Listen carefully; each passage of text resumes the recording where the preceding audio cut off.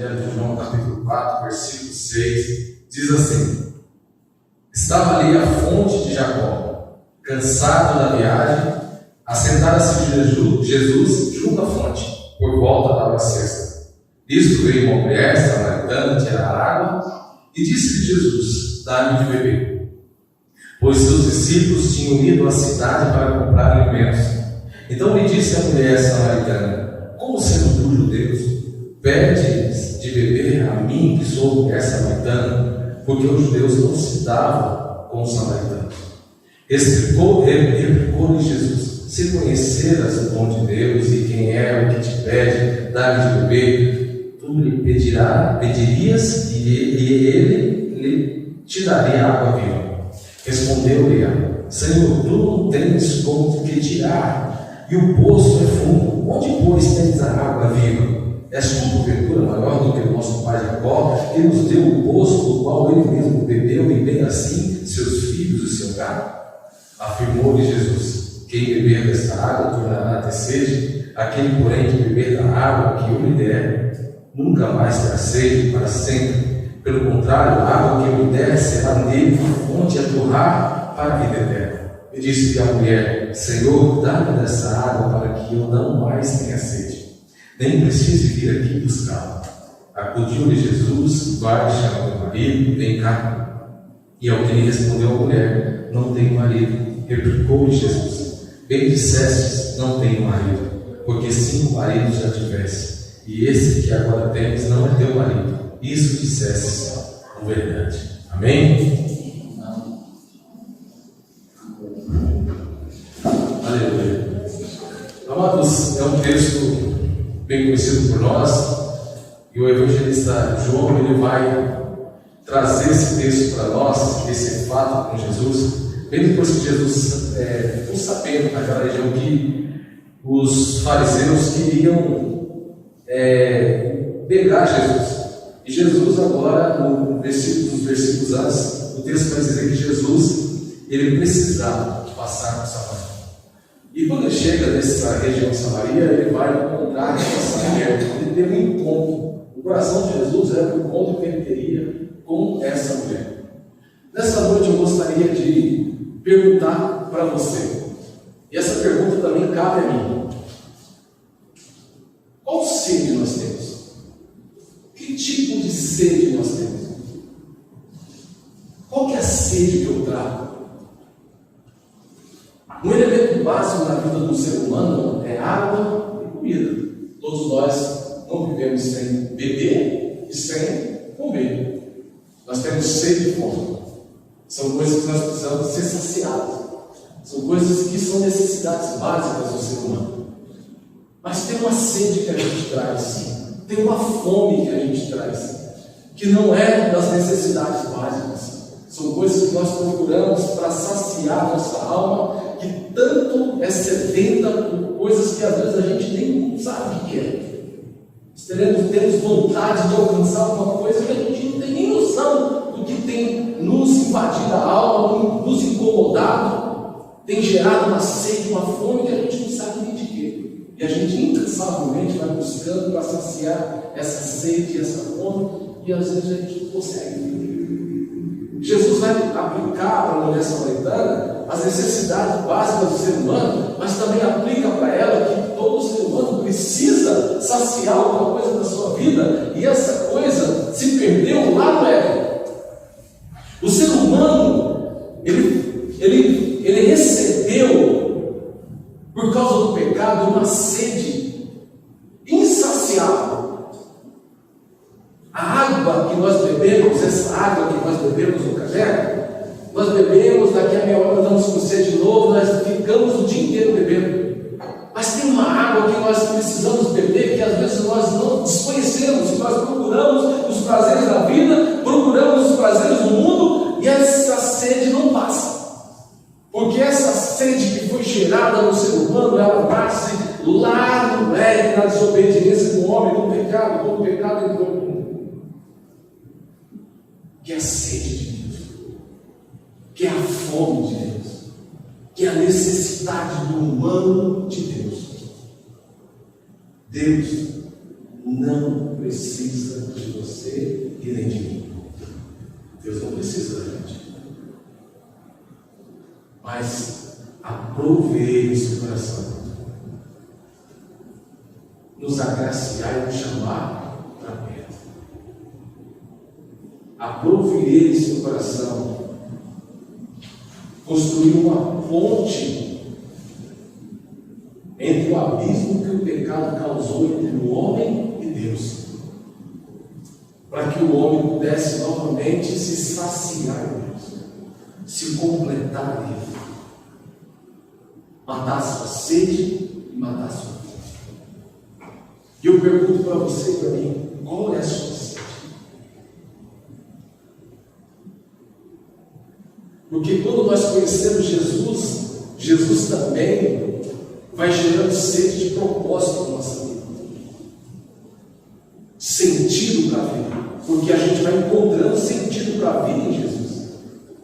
Jesus nos dá sentido para a nossa existência, e quando nós nos aprofundamos na palavra de Deus, nós vamos encontrando o nosso propósito de vida, o nosso chamado para aquilo que é o propósito de Deus, porque agora nós não temos mais o nosso propósito, mas temos o propósito de Deus para nós. E o texto vai dizer que Jesus, ele vai para uma região que era uma região onde os judeus, ele dava uma volta para não passar. Os judeus não passavam por Samaria. Eles tinham uma ira, uma revolta, um ódio contra os samaritanos, e essa guerra durava séculos. Foram séculos de revolta, de ódio, de inimizade.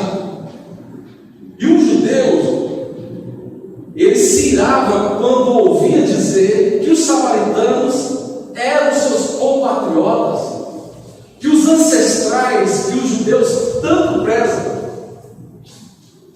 como os seus pais da fé, como os heróis patriarcais, como Abraão, Isaac e Jacó, eram os mesmos ancestrais dos samaritanos. Quando os samaritanos escrevem que eles também são filhos de Abraão, isso gerava ódio no coração dos judeus. E os judeus, eles tinham uma inimizade causada por questões raciais. Como está lá em 2 Reis, no capítulo 17, vai mostrar que os colonos estrangeiros entraram na região de Samaria e tiveram relações com os judeus, o povo de Samaria. Então houve uma miscigenação de raça. Então os samaritanos eram judeus não legítimos, eram pessoas que foram geradas de várias raças, de uma miscigenação de raça. E para isso, para o judeu, isso era inadmissível. E além de contar que Samaria, por conta dos reis de Israel, pelo sincretismo religioso, pelas coisas que aconteceram lá atrás, pelos reis levarem o povo a adorar outros deuses, pela idolatria implantada sobre Israel e até mesmo sobre Samaria, que era a capital de muitos reinados, como o reinado de Acabe e Jezabel. Nós vamos olhar que Samaria foi o palco de várias revoltas e vários desvios da adoração a Deus. Mas o samaritano buscava Deus com sinceridade. Isso também enchia de ira o coração do judeu. Por quê? Porque o samaritano buscava Deus com sinceridade, mas rejeitava a palavra dada aos judeus. Rejeitava a Torá, rejeitava os 34 livros do Velho Testamento da Bíblia judaica, que compõe também a nossa Bíblia que nós lemos hoje, a revelação de Deus. Por isso que Jesus lá na frente vai falar: vocês adoram aquele que vocês não conhecem. Vocês são adoradores, mas vocês não conhecem, porque você rejeita a palavra. Então isso gerou uma inimizade. Jesus chega nesse ambiente de inimizade e Jesus agora vai passar Maria para gerar uma restauração e um propósito de reconciliação. Mas Jesus marca um encontro com uma mulher. Ela nem sabia que Jesus queria encontrar com ela, mas Jesus passa por aquele lugar porque Jesus sabia que naquele lugar havia uma mulher. Para muitas pessoas, muitos estudiosos vão considerar essa mulher como uma prostituta. Mas a Bíblia não descreve ela como uma prostituta. Porque esse pensamento dizendo que ela era uma prostituta por conta dos casamentos que ela teve é um pensamento machista, de uma sociedade machista da época.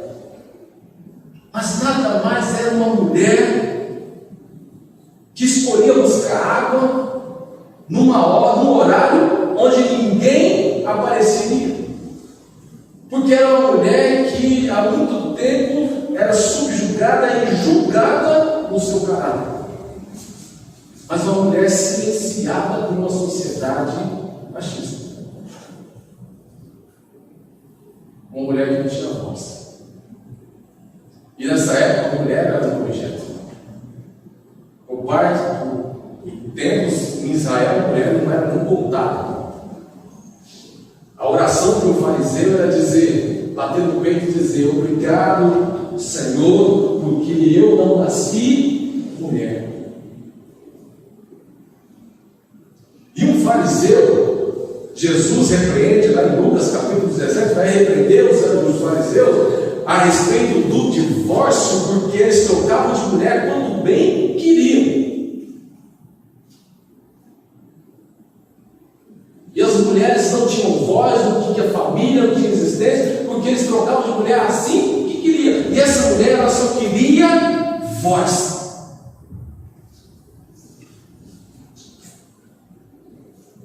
Quantas mulheres são silenciadas hoje? A cada 8 minutos uma mulher é violentada no estado de Goiás. 40% das violências domésticas são de crentes. E boa parte delas de pastores.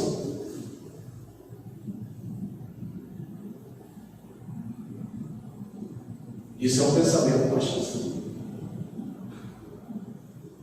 Quantas pessoas são silenciadas, tanto homem como mulher, diante de uma sociedade que não ouve mais?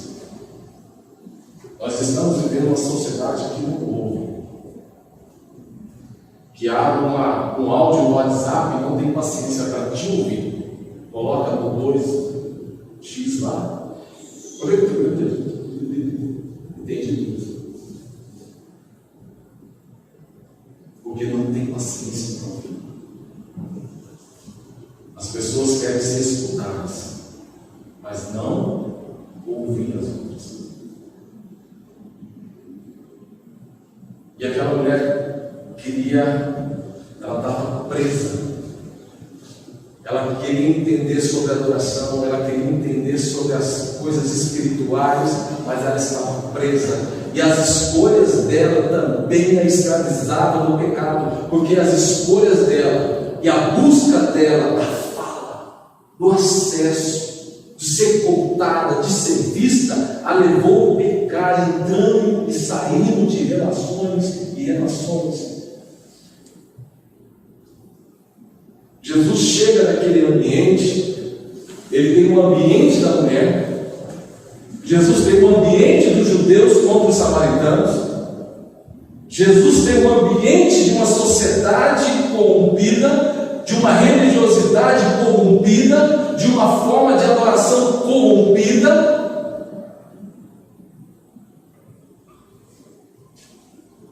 Mas Jesus vai apresentar para aquela mulher todas essas coisas quando ele se aproxima daquele poço, ele senta naquele poço, e no versículo 7 ele diz assim: nisto veio uma mulher samaritana tirar água, e disse-lhe Jesus: dá-me de beber. Quando mulher, ele está dizendo: olha, tanto os judeus, como os samaritanos, como qualquer ser humano, ele tem necessidades básicas. E ele pega a veia das necessidades básicas do ser humano para apresentar uma esperança para aquela mulher, para apresentar um caminho para aquela mulher. Tanto que a mulher, no versículo 8 diz, versículo 8 vai dizer: pois seus discípulos tinham ido à cidade para comprar alimento. Os discípulos de Jesus tinham ido para a cidade para comprar alimento, para uma cidade que se chamava Sicar. E aí o que acontece? Jesus ficou no poço, conversando com a mulher, mas a mulher estranha Jesus falar com ele, e no versículo 9 ela fala assim: então ele disse à mulher samaritana: como sendo tu judeu, pede de beber a mim, que sou mulher samaritana? Como? Primeiro, um fariseu tinha uma regra entre os fariseus, que eram os líderes religiosos, que um homem não podia conversar com a mulher sozinho. E Jesus estava sentado ao poço conversando com uma mulher, ainda mais samaritana. E muito surpreendeu aquela mulher. Falei: como pode tu pedir água para mim, que sou samaritano, sendo tu judeu? Mas Jesus começa o diálogo apresentando uma necessidade básica. E eu quero dizer para você: todos nós, todo ser humano tem necessidade. Todos nós passamos por necessidade. Nas diferentes classes sociais, nas diferentes raças, todos nós temos necessidades básicas que precisam ser supridas. E Jesus fala dessa necessidade. Mas Jesus vai apresentar para ela algo interessante, que no versículo 11 ele diz assim: respondeu o Senhor: tu não tens com quem te é. Respondeu ela falando para Jesus. No versículo 10, Jesus fala para ela: replicou Jesus: se conheceras o dom de Deus, e quem é o que te pede, dá-lhe de beber, tu lhe pedirias, e ele te daria água viva. Aí Jesus apresenta para ela a necessidade básica de qualquer ser humano, mas ele fala que todo ser humano também tem uma necessidade espiritual. Todo ser humano precisa de um tempo, uma necessidade espiritual. Romanos capítulo 3, versículo 23: todos pecaram, destituídos estão da glória de Deus. Todo ser humano precisa de Deus. Todo ser humano precisa resolver suas questões espirituais. E para resolver a sua vida espiritual, Jesus vai falar assim: se você soubesse quem te pede água, você pediria para ele te daria água viva. E Jesus está dizendo: eu posso resolver as questões e as necessidades espirituais de qualquer ser humano. Porque ele veio para resolver aquilo que o pecado não resolveu. Só Jesus. Não há outro. Homem nenhum pode se salvar por si mesmo. Obras, boas obras, fazer o bem, sem olhar a quem, estender a mão ao necessitado, ser cordial às pessoas, isso não traz salvação. Ser educado não traz salvação. Ser generoso não traz salvação. Salvação só Jesus. Sois salvos pela graça. Isso não vem de vós, para que não se glorie, mas é dom de Deus. É dele. Ele veio resolver esse problema. Porque nós estávamos condenados. Ao ódio entre judeus e samaritanos, Jesus veio apresentar uma esperança de pacificação, uma esperança de unir as raças, e aí isso aponta para aquilo que de fato Jesus fez na cruz do Calvário: unir as raças, fazer as raças serem uma só família, um só povo, louvando e adorando um só Senhor, um só Espírito, e filhos do mesmo Deus, sentados à mesa de Cristo. Jesus veio restaurar essas coisas, apontar que não importa seja negro ou branco, seja índio ou mulato, seja japonês ou brasileiro, somos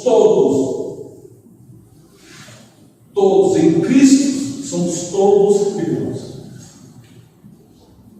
Ele veio unificar, trazer a paz com todos.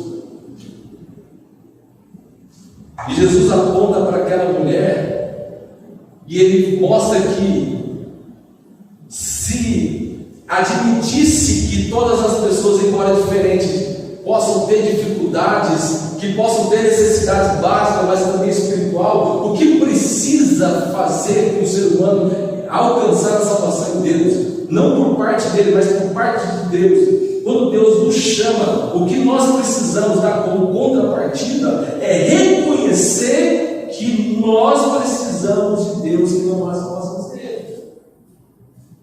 É reconhecer que já estamos condenados, que só Cristo pode tirar de nós a ira de Deus.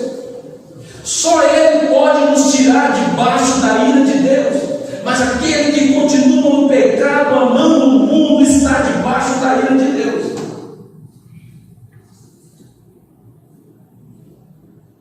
Amados, Deus não tem pena de ninguém se não tiver em Cristo.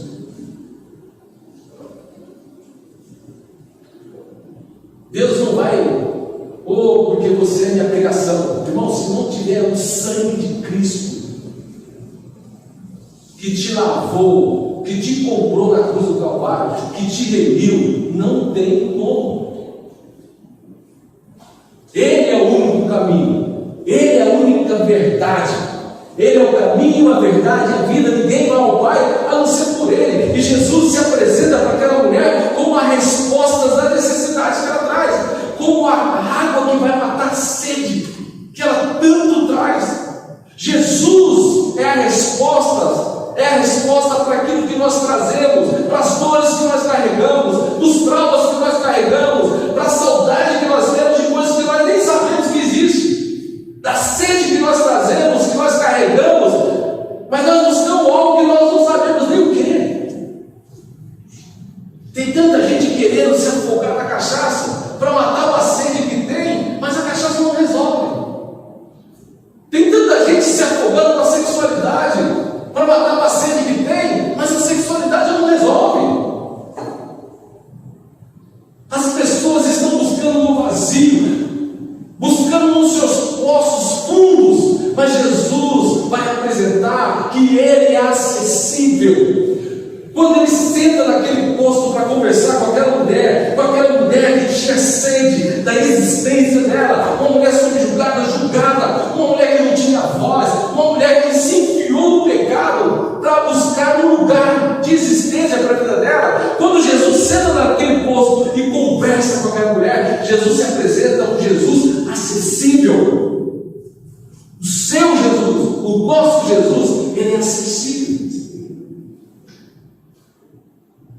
Ele é acessível, irmãos.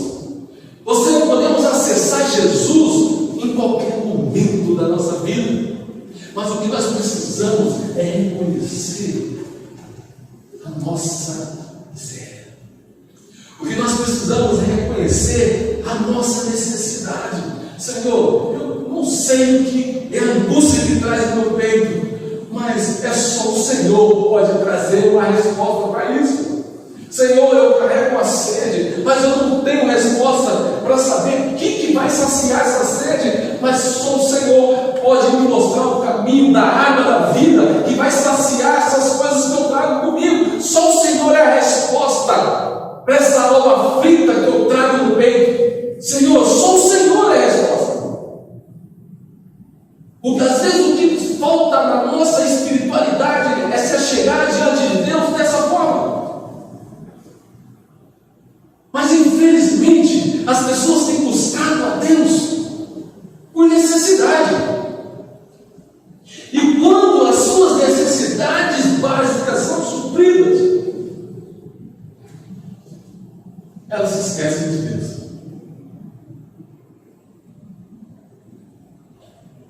Às vezes as pessoas vão buscar a Deus porque estão atoladas em dívidas, não aguenta mais o tormento dos credores que batem a sua porta, mas ele não sabe o que fazer mais, não tem para onde correr, e a única alternativa que tem, a última esperança que tem: Deus, me socorre, me socorre, me socorre. Jesus vai apresentar uma coisa no capítulo 12 de João. Jesus apresenta uma coisa interessante. Aquele que não ama esse lugar, esse mundo, ganha a vida. Mas aquele que ama esse lugar, perde a sua vida. Às vezes o amor que nós temos aqui, Deus vai nos dar muitas coisas para nós vivermos aqui. E às vezes a gente pensa que Deus está nos dando porque Deus gosta da gente. Deus está nos dando porque Deus é misericordioso. Muitas vezes Deus dá, Deus abençoa, Deus permite, mas Ele conhece o nosso coração.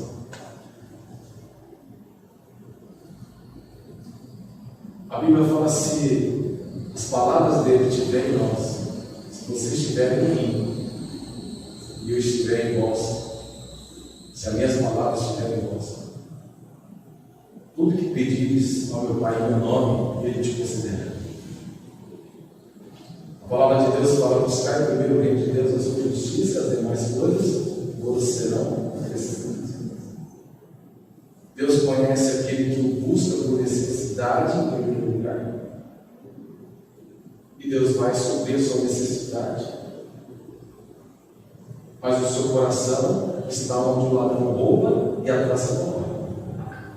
Mas Deus também conhece aquele que busca Ele em primeiro lugar, independente das necessidades. Mas a Bíblia fala que é aquele que busca o reino em primeiro lugar. As demais coisas, as necessidades básicas da vida, elas são supridas por consequência da sua inteireza de coração na busca por Ele. Então não é a minha necessidade que vem primeiro, é Ele que vem primeiro. Não é as bênçãos dele que vem primeiro, é Ele que vem primeiro. Tudo que eu venho a receber dele é consequência daquilo que eu vou buscar na relação com Ele. Não é o interesse de receber. Se Ele não me der, não tem problema. Se Ele não me abençoar, não tem problema. Porque a única bênção que nós queremos é Ele. Amém? Tem que ser isso. Tem que ser Ele. E Jesus está apresentando para essa mulher que Ele é a resposta para isso.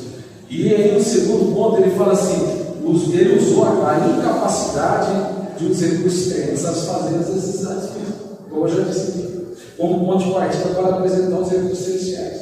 Então, os recursos terrenos jamais satisfarão e jamais vai ser um ponto de partida para nós herdarmos alguma coisa celestial. Já viu aquele cara que está pecando?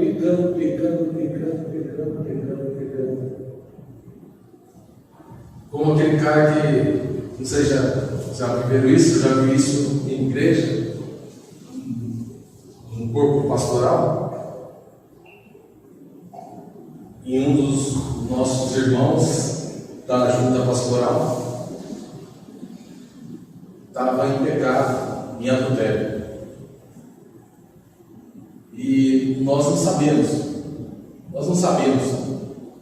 que estava acontecendo, mas ele estava em adultério.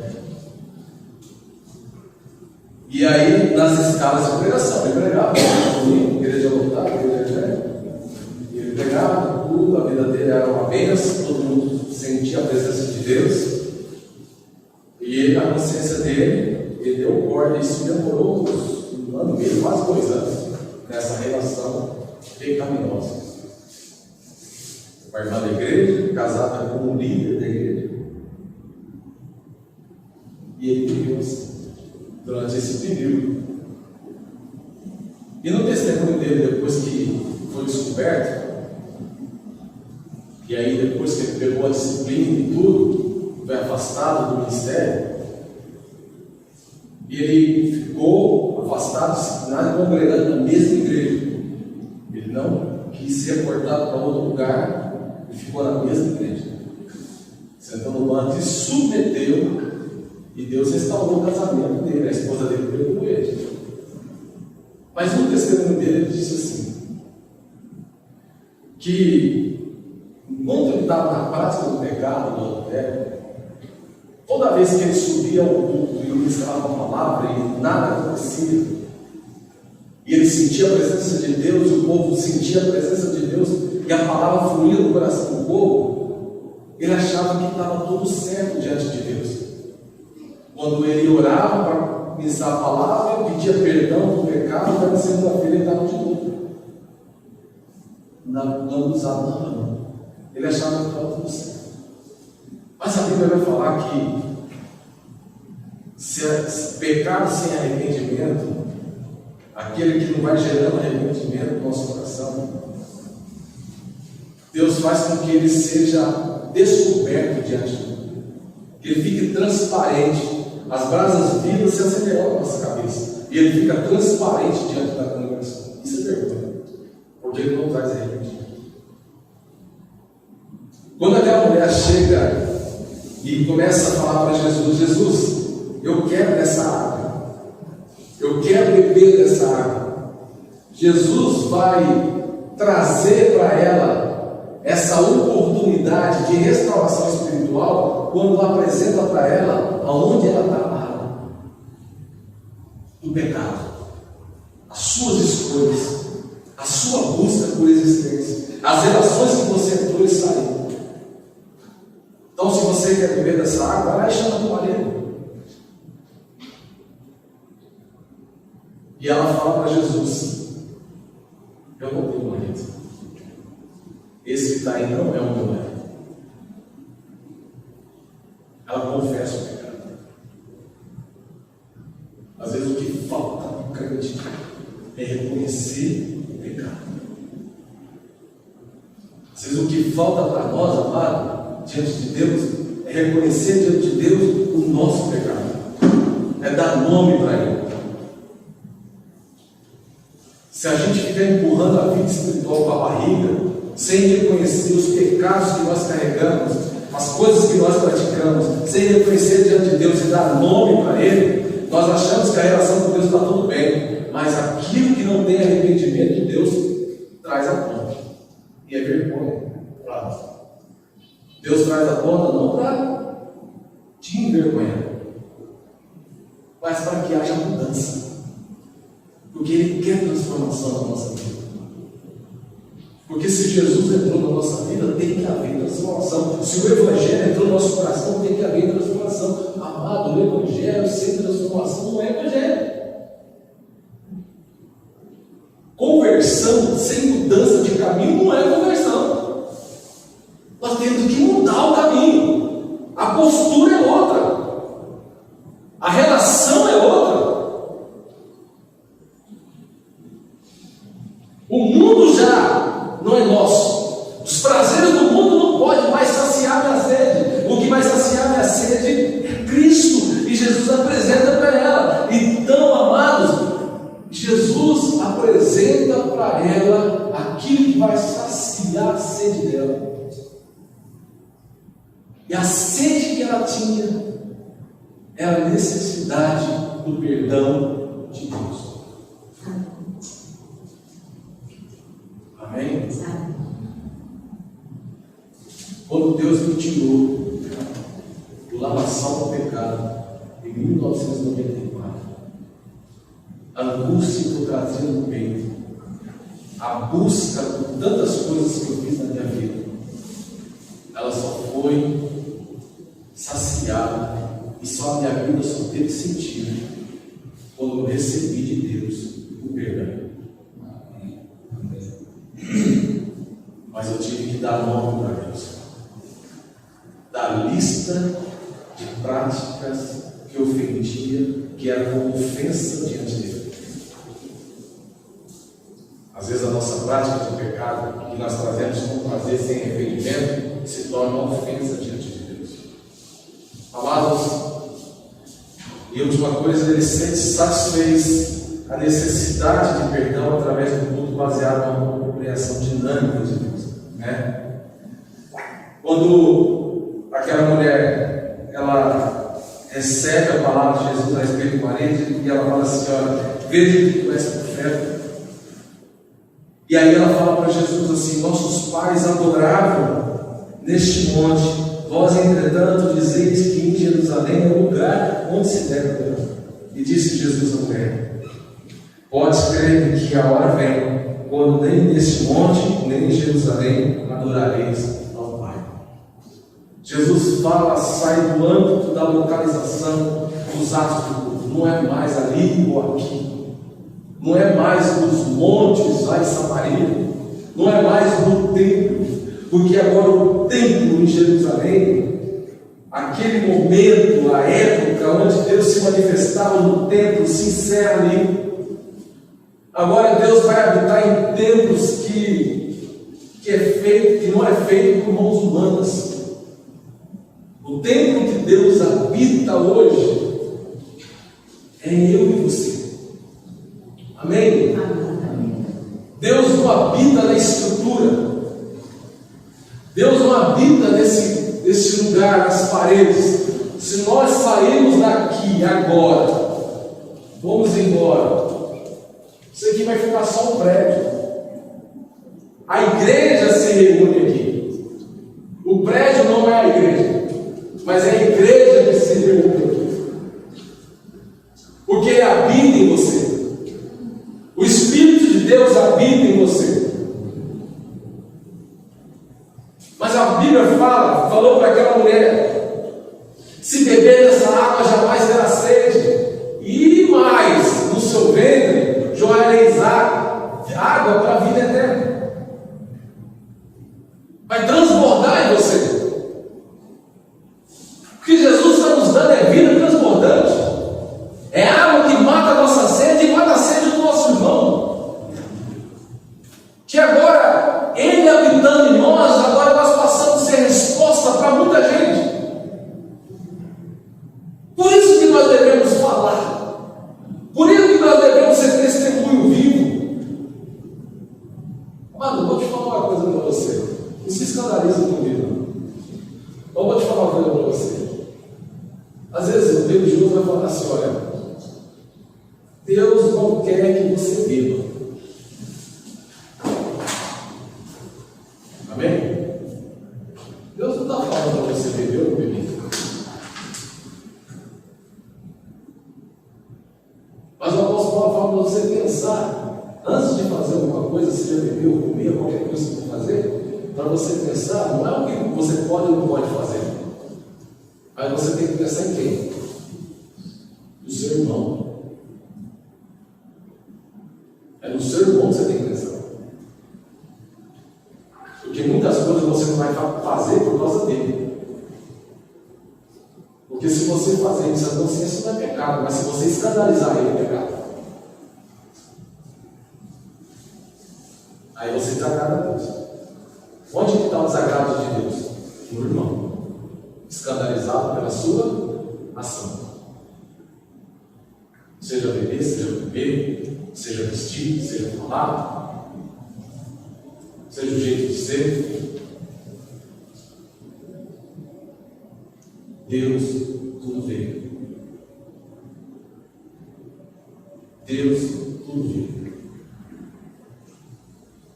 Não há nada que fique oculto diante de Deus. Amém? Não há nada.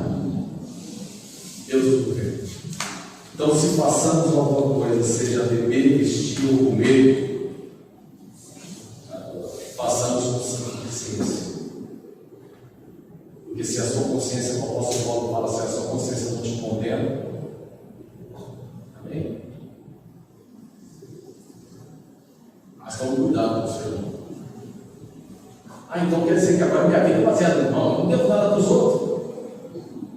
mas você é templo do Espírito Santo de Deus. E você é a resposta para a sede do seu irmão. Porque dentro de você jorra rios de água viva. Amém?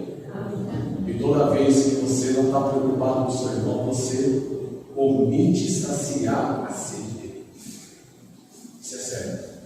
Amém? Isso é sério. Então, na localização que aquela mulher fala, aqui, ali ou aqui ou ali que deve adorar, e Jesus fala assim: olha, o Pai busca adoradores que o adorem em espírito e em verdade. Os samaritanos adoravam melhor que Deus. Quando Jesus fala isso, Jesus está fazendo uma crítica à postura de adoração dos judeus, dos fariseus, dos escribas, dos saduceus, porque eles não havia verdade neles, não havia sinceridade, não havia entrega, não havia renúncia. Os samaritanos tinham verdade, tinham vontade, tinham busca, mas não tinham conhecimento. O Pai busca adoradores que o adorem em espírito e em verdade. Adorar a Deus em espírito e em verdade é adorar com interesse de coração, mas com conhecimento dele. Eu conheço a Deus a partir da sua palavra. E se eu conheço a palavra, e se a palavra de Deus ela é rema para a minha vida, eu a obedeço. Porque eu só conheço a Deus quando eu obedeço às Escrituras. Porque eu ponho em prática, eu vivo ele. Você entende isso, amor? Não adianta só ser leitura da palavra. Ela tem que ser o meu espelho. Eu olhar para mim, para ela, me ver, falar: eu preciso disso. Porque ela vai trazer sentido e propósito para a minha vida. A palavra tem que gerar propósito na minha vida. Amém? Então, por isso que muitas decisões que nós tomamos, e muitas falas que nós fazemos, e muitas opiniões que nós damos, nossas opiniões têm que estar pautadas na palavra. Porque tudo aquilo que nós opinamos, se não estiver pautado na palavra, nós nos tornamos a soma de todas as falas nossas, que muitas vezes descaracterizam os princípios da palavra de Deus, nós nos tornamos inimigos ali. Porque nós vamos proferindo o que nós não cremos. Mas aí Jesus vai dizer, para encerrar, eu quero encerrar com um texto. Está lá em Efésios capítulo 5.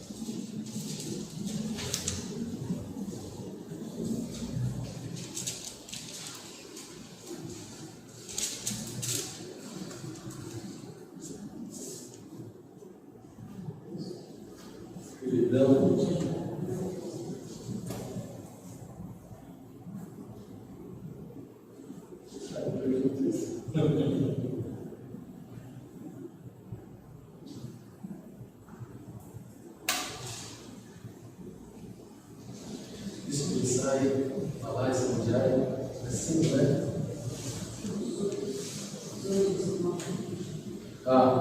Isso mesmo.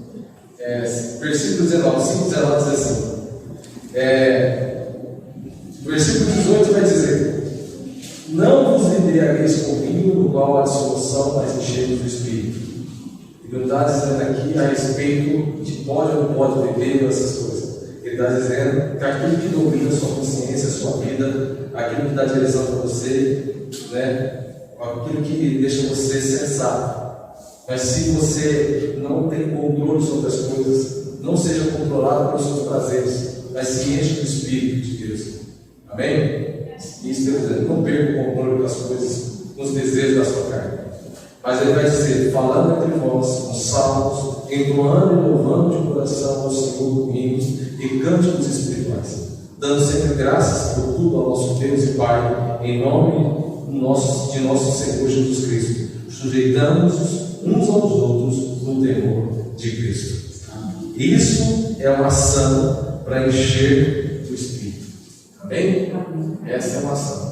Então, aquela mulher, quando ela fala sobre o lugar de oração, ela apresenta que ela tinha uma fala, ela tinha uma busca por Deus, ela tinha vontade de existir, a vontade de questionar alguns pensamentos farisaicos da religião da época, alguns pensamentos que não condiziam com os princípios da palavra de Deus, com aquilo que ela aprendeu, o pouco que ela aprendeu. E Jesus fala para ela: você adora aquilo que você não conhece, porque você, o samaritano, não acredita nessa palavra.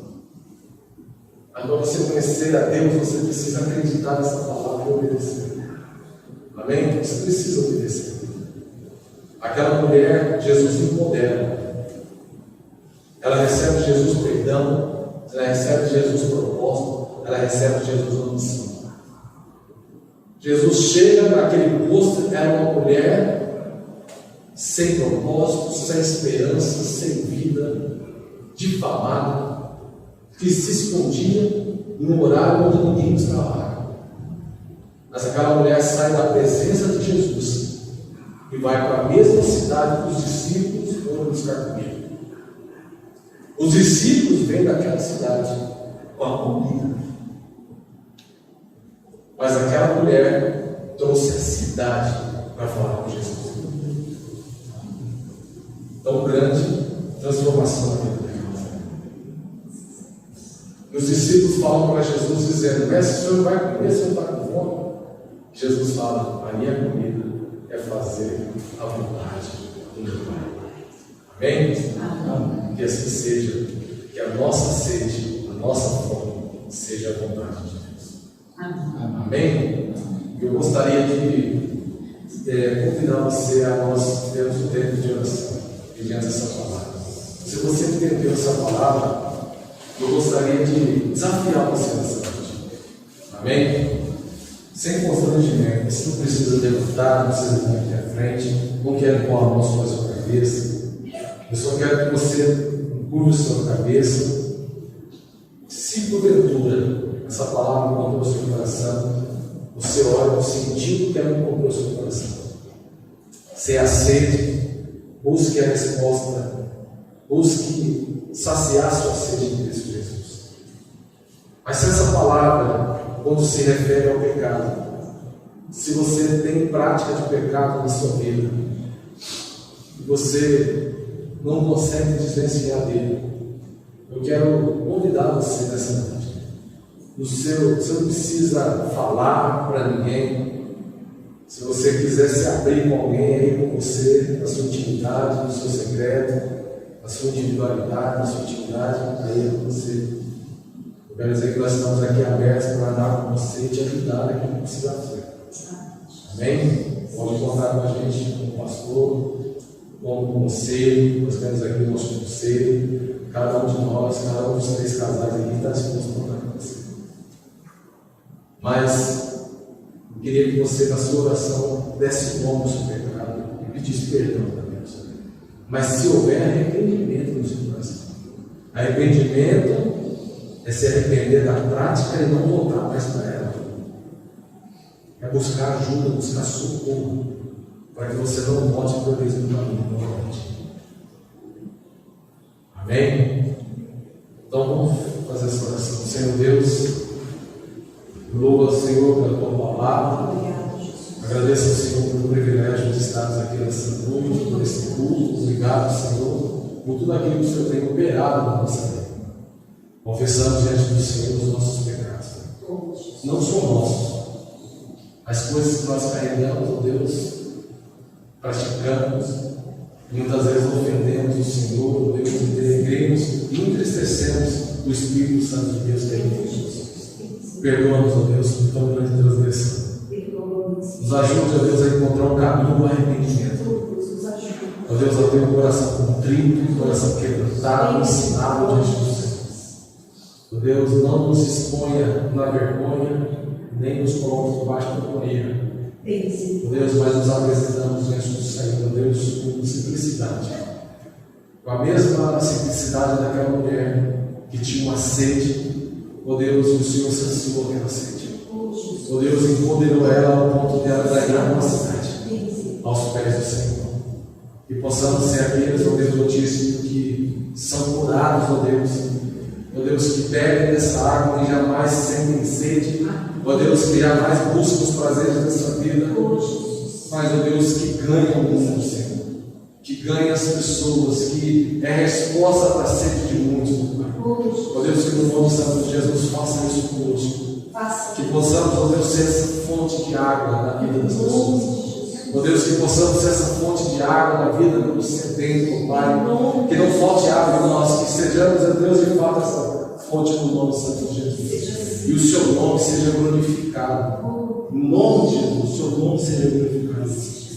Assim nós te louvamos e te agradecemos. No nome santo de Jesus. Amém. Amém.